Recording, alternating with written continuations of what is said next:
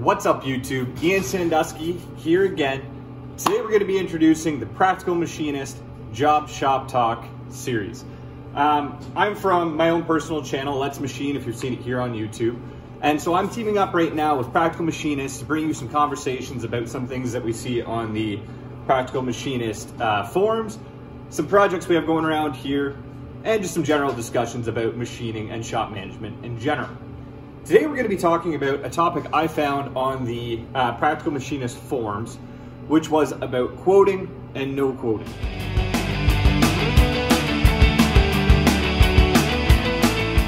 As you guys know, who kind of are on the more business end of things as opposed to the floor, you know, if you're on the floor this may not apply to you, but it's good to know if you want to start a shop or get into the quoting side of things. Anyway, when a customer wants something done, they ask for a quote with a request for quote.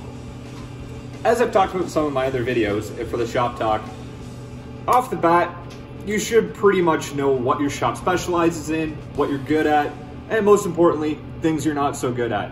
You can't be everything to everybody. I know a lot of shops can cover a lot of ground to do a lot of different things, but at the end of the day, we all have our strengths, we all have our weaknesses.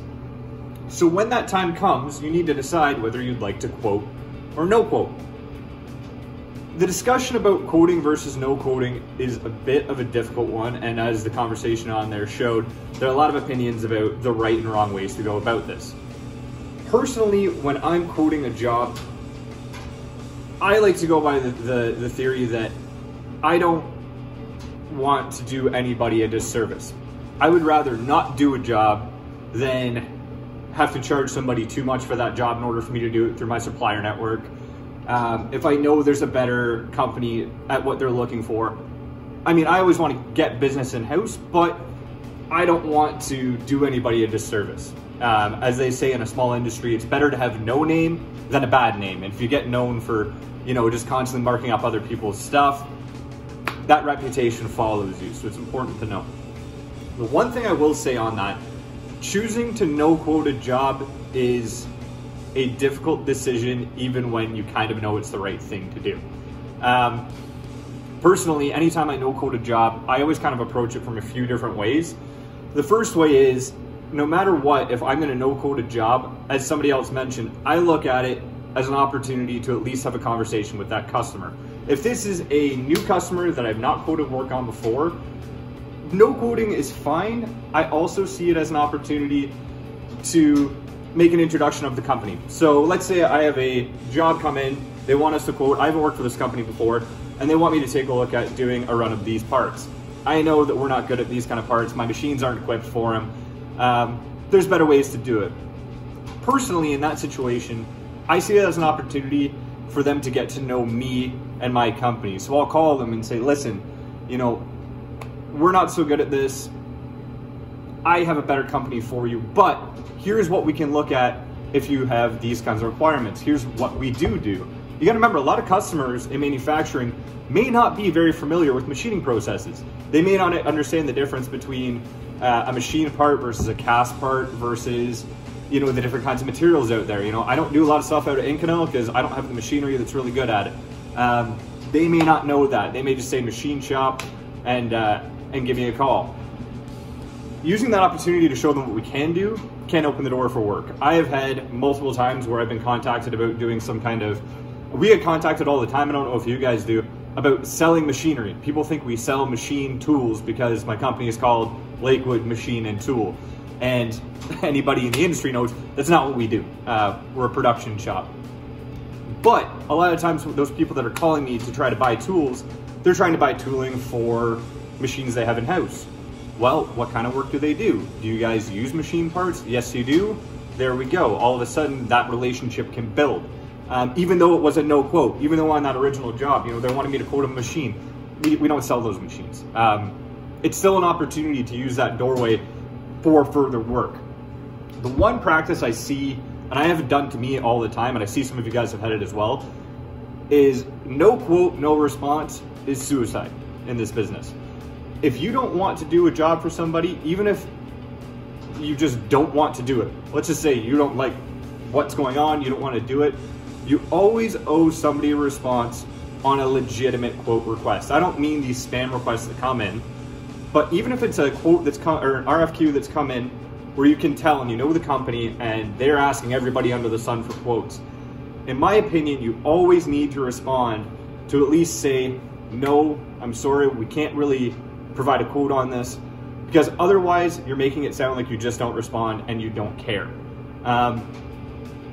This business and any business, you always need to remember that there's a human on the other side who is their purchasing agent or their shop owner or whoever they may be.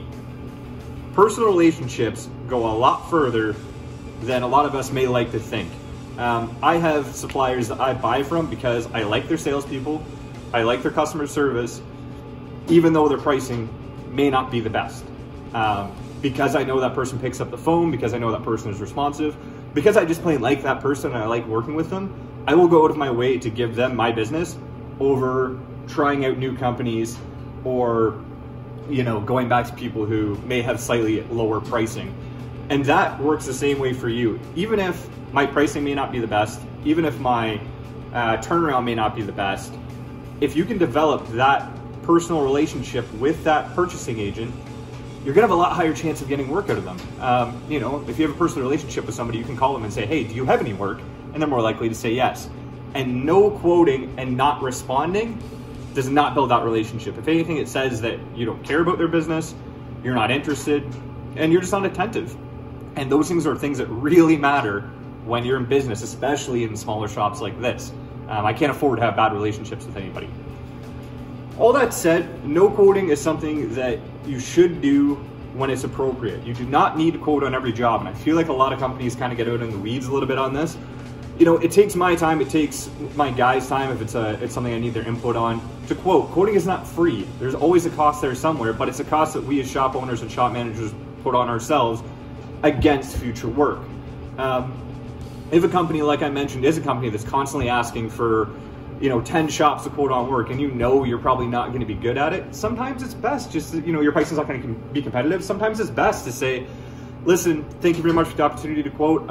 You know, you can make an excuse. Our timelines just aren't going to work for this job, but please feel free to send us work in the future, because there may be a time where you really need work and you'll do what needs to happen in order to get that work in the door from that company, even though it may not be a good fit right now. I can tell you the first 2 weeks of January, we were so dead that I was calling under every customer under the sun. And if I didn't have good relationships with some of those customers, it would have been a really bad month. And I did go to some of those companies that do, you know, shotgun their RFQs out and took some work from them that I usually wouldn't take because I needed to keep spindles turning. So it is important that you at least acknowledge that and keep that relationship going. That's gonna be all for today, guys. I think it's an interesting conversation.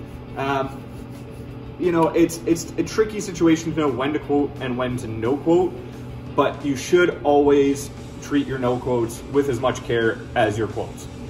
That's gonna be it for today. Again, my name's Ian Sandusky. We're gonna be running this series here on Practical Machinist, the Job Shop Talk. If you have any questions or topics you'd like to see discussed, make sure you comment below. Make sure you like and subscribe so we know you guys are watching these videos. And if you want to see more talks like this, you can go to my channel, which is Let's Machine at YouTube. Thank you very much, guys. Thanks for watching. You have a great day.